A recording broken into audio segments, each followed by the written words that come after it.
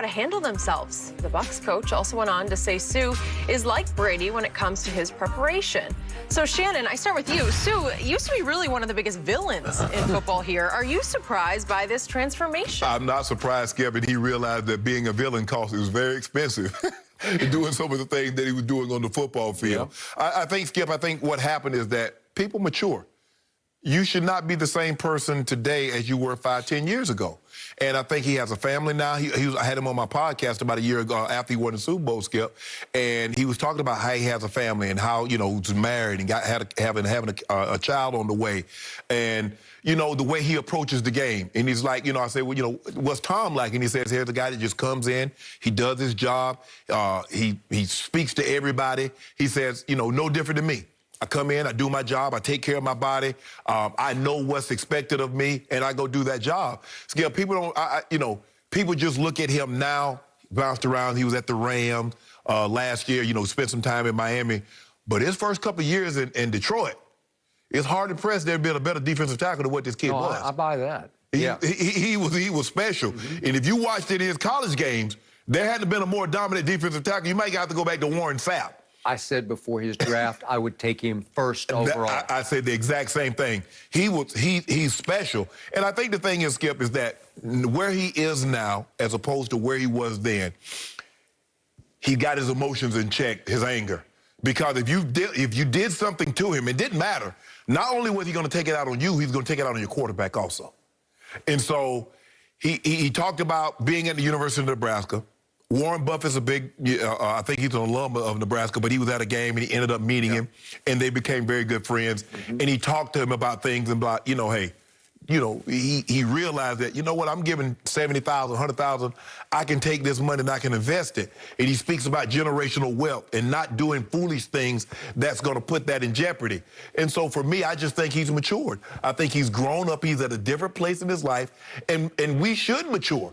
We shouldn't be the same people today as we were 5, 6 years, 10 years ago. And in him, Skip, he comes with credentials. He's a defensive rookie of the year. He's been an all-pro player. He's been to multiple Pro Bowls. He's one of the most accomplished. JPP also had won a Super Bowl, but he's one of the more accomplished players on that defense.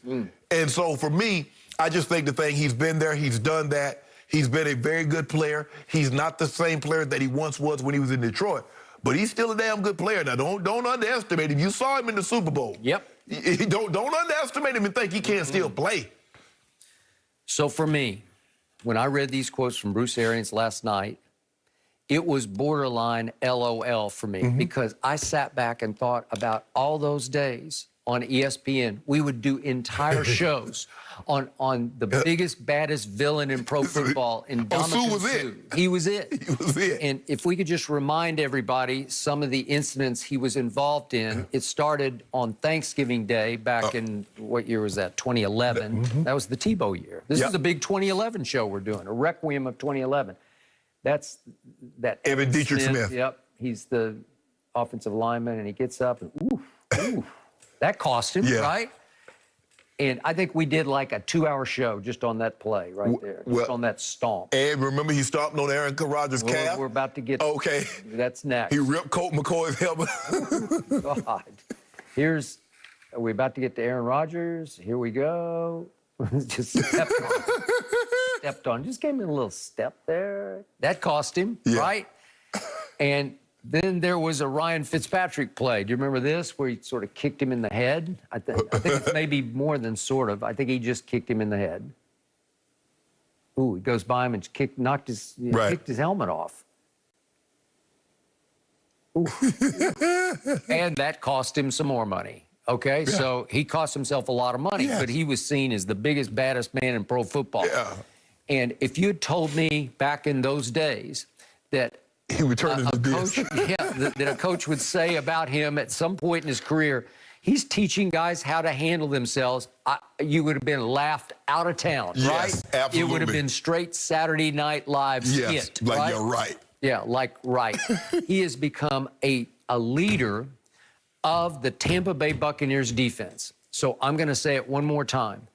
You cannot tell me this is not the Tom Brady effect, where Brady walked in, changed the whole culture. I kept telling you he's going to turn into Tampa Bay, Right. the Patriot way in Tampa Bay. And Sue looked at Brady and said, "That, so that's how he does it. I could do that." Right. Because he's a good guy. I've been around him in my days at ESPN. He's a good man at heart. You can just tell by talking to him. Skip, the thing is that when I did the podcast with him, the way he talks, Yep. he's soft-spoken. Right.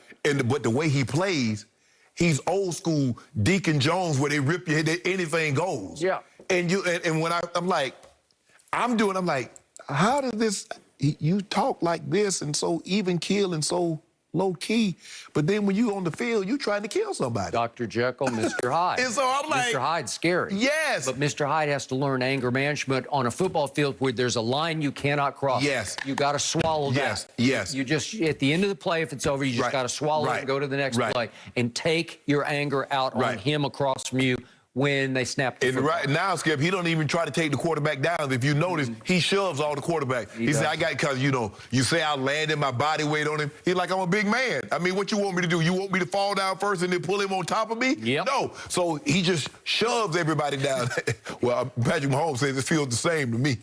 So if you'd told me 5 years ago that both Sue and Antonio Brown would win rings together on the same Right. team, I would have laughed you off this set. Right. But it happened because Tom Brady said, I want you, AB, and I want to play with Sue because I believe, because you don't think Tom knew from his Miami days just what a force Sue was? Yeah. I want Sue on my side. And once they're on his side, they say, oh, that's how you do it. And we can win this way. Well, you over there talking, you better worry about Sue and Vita Veda and JPP and Shaq Barrett. With your quarterback hadn't played one snap in 11 months. I already wrote it off. I already told you I have chalked that up as one giant L. My team will be at your restaurant that night when their plane lands. They'll have to do a little detour to LA, but they're going to have to come see you at your loser's restaurant and they're going to have to order L's because that's going to be a big old fat L. David White, Levante David, Yep. Zeke.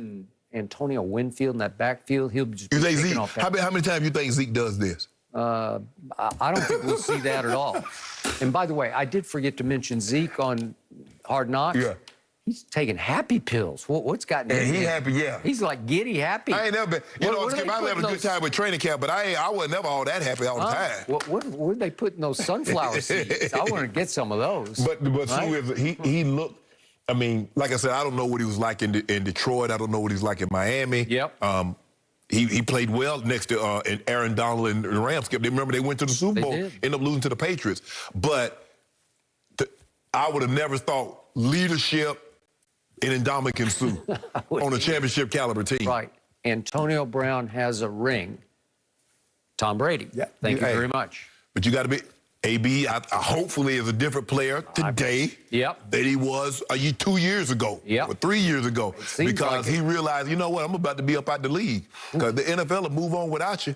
He got his knee fixed. Brady got his knee fixed. Look out, NFL. Okay, look at it. Yep. Yeah. Well, possibly, Prohibitive favorite. possibly They're not the look out prohibitive NFL. favorite. No, they're not. I 30 think the cases. league also needs to take note of this guy, CeeDee Lamb. Is he ready to take over and be the Cowboys' next elite superstar on offense? That's next. No mercy.